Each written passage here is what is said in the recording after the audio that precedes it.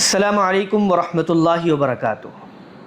کبھی کبھار بہت افسوس ہوتا ہے کہ بعض وہ لوگ بطور خاص ہمارے انجینئر محمد علی مرزا صاحب جس وقت یہ کہتے ہیں کہ ہم ہر وہ بات مانیں گے وہ صحیح سند سے ثابت ہوگی، اگر صحیح سند سے کوئی روایت ایکسیپٹ نہ کی جائے تو وہ ایمان کو خطرے میں ڈال دیتی ہے۔ اس طرح کی باتیں مرزا صاحب نے اپنی کئی ویڈیوز میں آلریڈی کر رکھی ہیں۔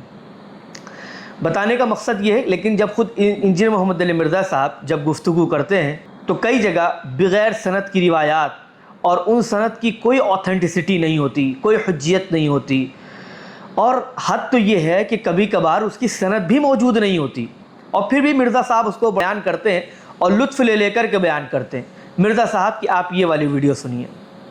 یہ وہ جو مولا علی کا قول ہے کہ جب میری خواہش ہوتی ہے کہ اللہ مجھ سے باتیں کرے تو میں قرآن پڑھتا ہوں، اور لگتا ہے قرآن 1 to 1 ڈسکشن ہے، کیونکہ سرکمسٹانسز کے اوپر نازل ہوئی ہے، یہ سلیبس کی طرح نہیں ہے، لائیو کمنٹریز آئی ہیں نبی الاسلام کی مبارک زندگی میں حالات و واقعات کے اوپر۔ تو جب مجھے خواہش ہوتی ہے کہ میں اللہ مجھ سے باتیں کرے تو میں قرآن پڑھتا ہوں، جب میری خواہش ہوتی ہے کہ میں اللہ سے باتیں کروں تو میں نماز پڑھتا ہوں۔ یہ بڑی پرفیکٹ بات مولا علی علیہ السلام کی طرف منسوب ہے، یقیناً یہ کسی چھوٹے بندے کی بات نہیں ہے، یہ بڑے بندے کی۔ مرزا صاحب نے اپنی اس ویڈیو میں یہ بتایا ہے، حضرت علی رضی اللہ تعالیٰ عنہ کا ایک قول پیش کیا ہے، اور وہ قول یہ ہے کہ حضرت علی رضی اللہ تعالیٰ عنہ کہتے ہیں کہ جب میں یہ چاہتا ہوں کہ اللہ مجھ سے بات کرے تو میں قرآن پڑھتا ہوں، اور جب میں یہ چاہتا ہوں کہ میں اللہ سے بات کروں تو نماز پڑھتا ہوں۔ اس روایت کی کوئی صحیح سند اگر مرزا صاحب یا ان کے فالوورز کے پاس موجود ہو تو برائے کرم کہ ہمیں وہ سند پیش فرمائیں۔ اور عجیب بات یہ ہے کہ نہ سند ہے اور نہ اس کی کوئی آتھینٹسٹی ہے، اس کے باوجود بھی سنی سنائی بات بیان کی جا رہی ہے، اور پھر کلیم یہ کیا جاتا ہے کہ ہم تو وہ باتیں ایکسیپٹ کرتے ہیں، ہم تو ان باتوں کو لیتے ہیں جو قرآن و سنت سے ثابت شدہ ہیں اور جن کی صحیح روایات موجود ہوں۔ حد تو یہ ہے کہ اہل سنت کی کتابوں میں اس طرح کی کوئی روایت موجود نہیں ہے۔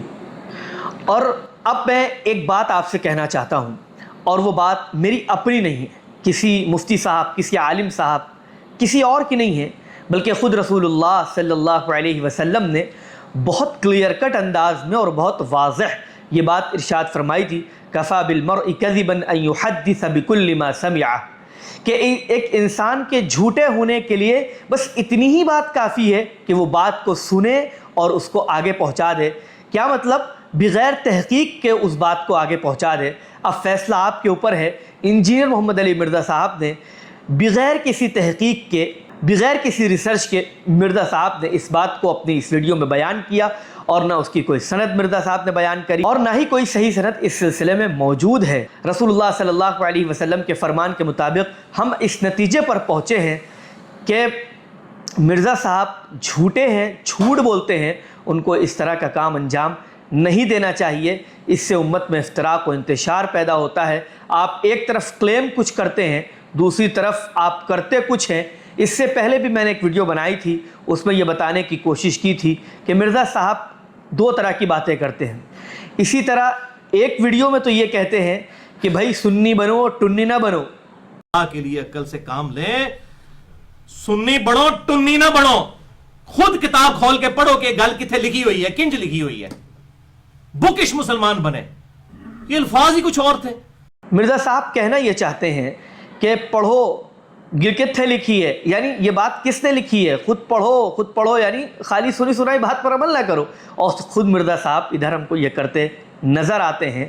تو میں ان کے فالوور سے یہ درخواست کرتا ہوں کہ اس طرح کی دوہری باتیں کرنا یہ کسی طرح درست نہیں ہے، اور اس سے صرف اور صرف امت میں افتراق و انتشار پیدا ہوتا ہے۔ پھر میں ریکویسٹ کرتا ہوں کہ ان جیسے لوگوں سے اپنے ایمان کی حفاظت کیجیے، اور اگر مرزا صاحب سے ریلیٹڈ کوئی سوال آپ کو ہو تو آپ مجھ تک ضرور پہنچائیے، ہم انشاءاللہ آپ کو اس کا تشفی وقت جواب دینے کی کوشش کریں گے۔ جزاکم اللہ۔